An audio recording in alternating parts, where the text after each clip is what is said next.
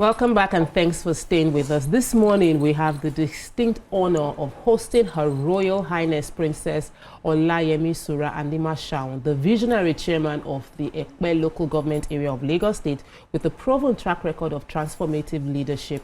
Princess Animashun has brought significant positive change to Ekpe. She is a champion of quality healthcare, education, security and empowerment. We'll be discussing her achievements, challenges and plans for the second term. So get ready for an insightful conversation with our guests. Let's dive in and explore Ekpe, the future of Lagos. That's what everybody has been saying. And you get to be one of those who have been, over the past few years, championing the achievements within that area. Welcome to the show, Princess Animashun. Good morning. Thanks for having me here. Fantastic. Yes. So you can join the conversation. We'd like people from Ekpe to call into the show, what she's done, what you would like her to do. Call the numbers right now on the screen, 020-1635-2013 or 090-241-63440. You can also tweet to us at TVC Connect. Please hashtag your views so that we can read your tweets. We're also streaming live on YouTube, where you can drop your comments and would love to hear from you. So the first thing I'd like to ask, because one of the things, when any politician comes, like, oh, tell us what you have achieved, you know, tell us what you have done over the past, your first tenure. But I'd like to take the perspective of when you were campaigning for your first tenure, what was the promise you made? And of those promises, how many have you achieved? Thank you very much. I'm glad I'm here this morning. During my first tenure, it was very, it wasn't really good. It was like, how is she going to do it? Because it's, in the history of Ekpe, the division entirely, there's never been a female chairman. So how is she going to do it? And you know, we are more like indigenous proper. You know, we have the upland, we have the riverine, so we are more like, you know, we are real typical indigenous community. And in that same community, I have dual community. I have the Ijebu and I have the Ekwekwe. So it's very, like, and coupled with it, I'm a princess as well. So people were like, how can, dad is a king and she wants to rule us again. So how are you going to, you know, do that? But as God will have it, I was able to, you know, prove myself beyond the expectation of the people. And I tried every of the promises that I made to my people, I was able to fulfill them. And in Ekpe, what I saw before I emerged was, I noticed that we have more women working, and most of our men is either they are out of the community doing their stuff, but inside the community, we have more women in the community. And I tried my best to bring the woman closer to the administration. I empower them more.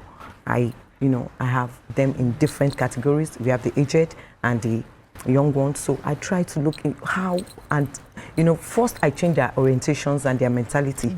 And yes, you can't just be a woman, you know, rearing babies, doing stuff like that. And we are known as fish farmers. So I tried my best. Okay, fish farming, we can always upgrade. We can facelift what we are doing. And then I try to bring in people. So we partner with many people from the international bodies.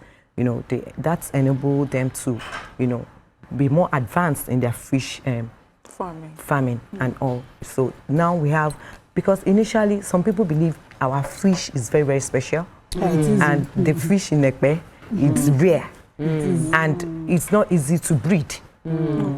It has to come from our water. So we try to manage that, and people are started breeding it. You know, we have ponds from, you know, different angles. Okay, so in terms of challenges, right? Because like you mentioned, this is the first time a woman is handling this position.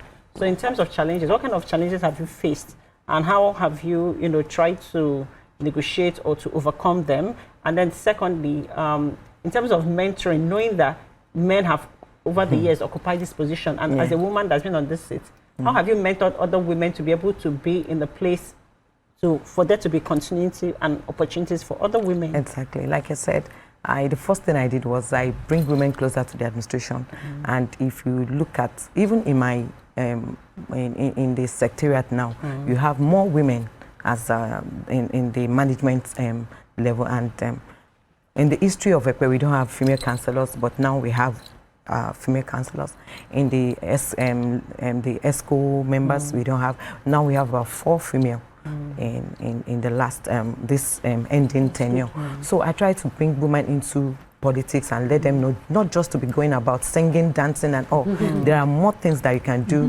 You can, and innovations and inventions. You can do so many other things, and we are able to make use of our water hyacinths, to make so many things. We bring in people, they produce bags, so many other things. So I make them independent. You don't have to rely on men. You don't have to rely on people to survive. And I'm telling them it's not about your degree or your, you can always be somebody if you, exactly, no matter the level and all. And at the same time, you can improve more in your educational distance just to achieve whatever you want to achieve. I am one to believe that education is education, no matter, it's not in the 4 walls of school. So, exactly. I went to school in 3 weeks and I learned something I would have learned in a year if I was paid for depending on the kind of, So I prefer being taught hands-on. Exactly. And I believe that, just as you have said, the culture of the Ekpe people is also their empowerment. Exactly. The fishing. Exactly. Ekpe is known for tourism, exactly. All of exactly. that. My question really, that was an aside. How are you dealing with tourism? The way we know Ekpe, apart from the fish market, your fish, is that Ekpe is it has a beautiful scenery. Exactly. You drive through Ekpe. The first time I went to Ekpe, I was old, and that was 96. Oh, that's a long time. My Quran teacher, my imam, is from Ekpe. Oh, so when he did one of his, I think the Wolima, we had to travel. So Ekpe, I love the community. Just traveling, So how are you utilizing, maximizing that, to make more money, to increase revenue in Ekpe? Yes. It's part of the challenges that we have. If you look at Ekpe, since you have been to Ekpe, you know that we don't have more infrastructures and so many other things, and we don't have much of that. So I was able to, while I was a supervisor on environment, so I tried to add tourism to it. So I was a supervisor on environment and tourism at that time. So that enabled me to look at all, because we are very rich in culture. We have this kind of festivals and also I try to promote them, and I have my age group in the community, so we have names, so I try to facelift that culture. And if I'm one of the 100 personalities in tourism in Nigeria, and I'm a fellow of Federal Institute of Hospitality and Tourism in Nigeria. So that I was able to bring in people. Even I was able to bring the Minister for Tourism to Ekpe. At that time, I trained tour guides, I trained people, to know that we can always make money through tourism. And this has, been striving in Ekpe. And aside that, tourism is something that I believe it revolves around everything we do in our lives. We have educational tourism, we have agricultural tourism, different kind of tourism. So every September, I did, two years ago, I did something, and they call it Beri Arulu. It's like a film, a stage play. I was the one, I feature, and I did it. And everybody, I invited everybody to know that. Exactly. Yes. So I partner with Footprints of David. We all did a very fantastic. And that's, I tried to capture everything in that culture together. And I did Beri Arulu. So everybody was like, wow, wow, wow. And everybody, representative of the governor was there, and everybody. And later I took that film to the Lagos State Festival, and we came first. Amazing. So it was, we are trying, and I know we will still get there. But every September 9, everybody's looking towards that what is she bringing to So you're also being, you're described as a champion for a lot of things, but one thing that they mentioned is security and of course empowerment, as you have mentioned. Exactly. But as you know, Ekpe is opening up to the rest of Lagos, even the whole of Nigeria. I think there's some people, when they think of property, they are thinking Ekpe. Exactly. So I'm imagining that there's lots of opportunities coming in there. In what way are you helping women to tap into these opportunities that are coming into let me first, say a very big thank you to our president, because for giving women privilege. Let me go on a break. I don't want to cut you in between the answer. Okay. We'll take a quick break right now. When we return, we'll continue with the conversation and she'll get to answer the question that Mariam just asked. Stay with us. We'll be right back. Stay tuned. Your view will be right back. Welcome back and thanks for staying with us. We still have with us the Honorable Chairman of Ekpe Local Government, Chairperson. You know, we always used to call him Chairman of Ekpe Local Government, Princess Animashun. Thank you so much for being with us. Mariam asked a question before we went on a break. Exactly, yes. Like I was saying, I really want to say thank you to our president because we are a product of renewed hope, and we need to we need to follow the precedents that our president has, laid for the people in Lagos State, especially.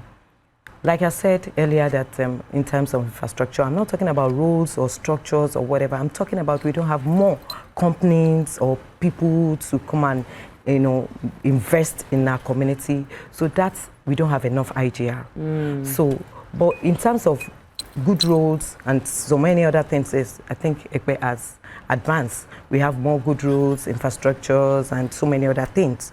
But I'm talking about, generating IGR from whatever it's in place, we don't really have, except the local government. So that has made me to empower more women.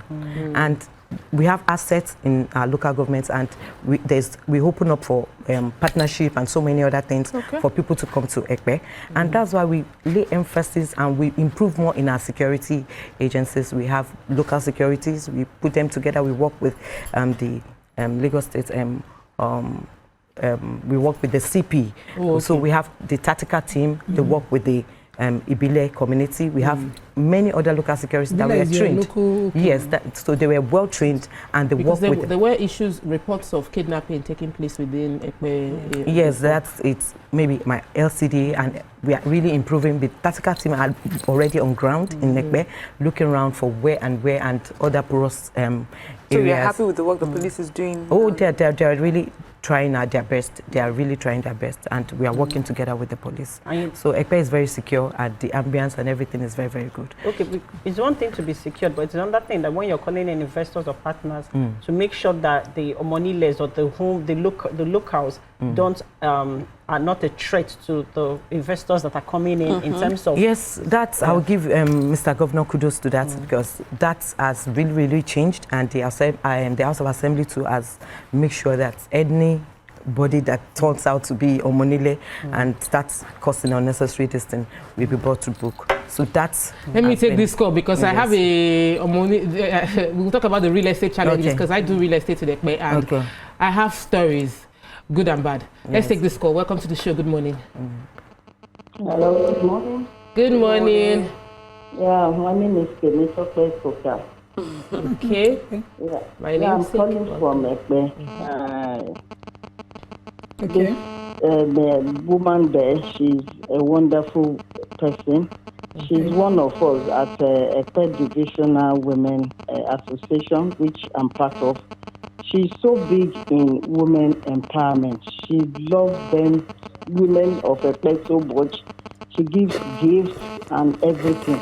And we women of Ekpe, we are going to support her. Everything she needs, we are going to support her. Thank you. Yes, I'm pledging our support. On national television. Thank you, Madam Kenito Koka, for your contribution. So you definitely have the support of women and women. I wanted to ask concerning real estate. There's been a lot of activities and conversation around real estate with Ekpe. Ekpe is the new Lagos. Come and buy in Ekpe. Many real estate developers Lagos State. Bought, yes, the modern Ekpe. They bought land from customary owners of the land, and then we have NTDA saying all documentation has been suspended, and now people have already paid customary owners. Infrastructure were being demolished a few months back where they said they didn't have approval. How are you navigating and working with NTDA and the state government to manage and prevent crisis within the real estate space? Yes, that's where my assemblyman comes in, Honorable Abiodun Tobu. So all this has been referred to the House of Assembly, and they are, they invited them, and things have been, we are resolving them in bits.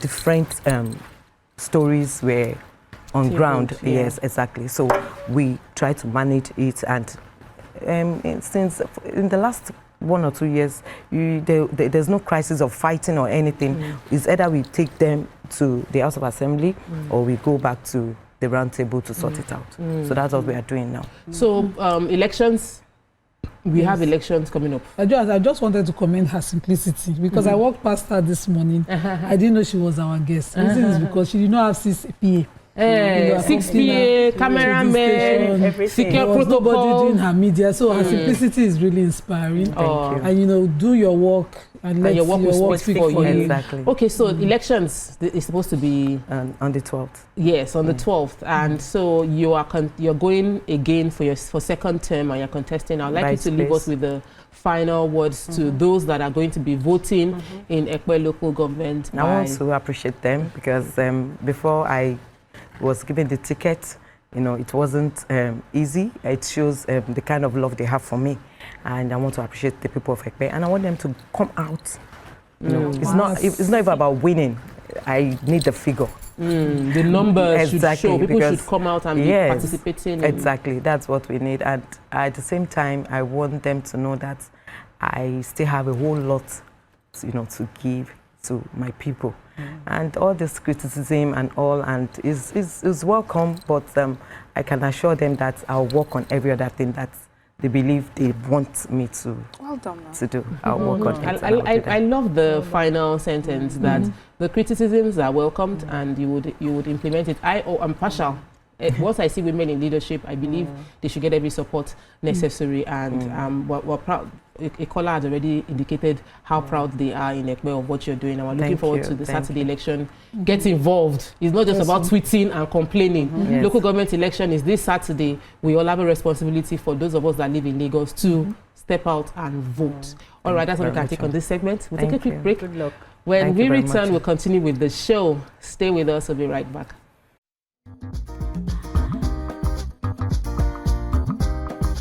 Stay tuned. Your View will be right back.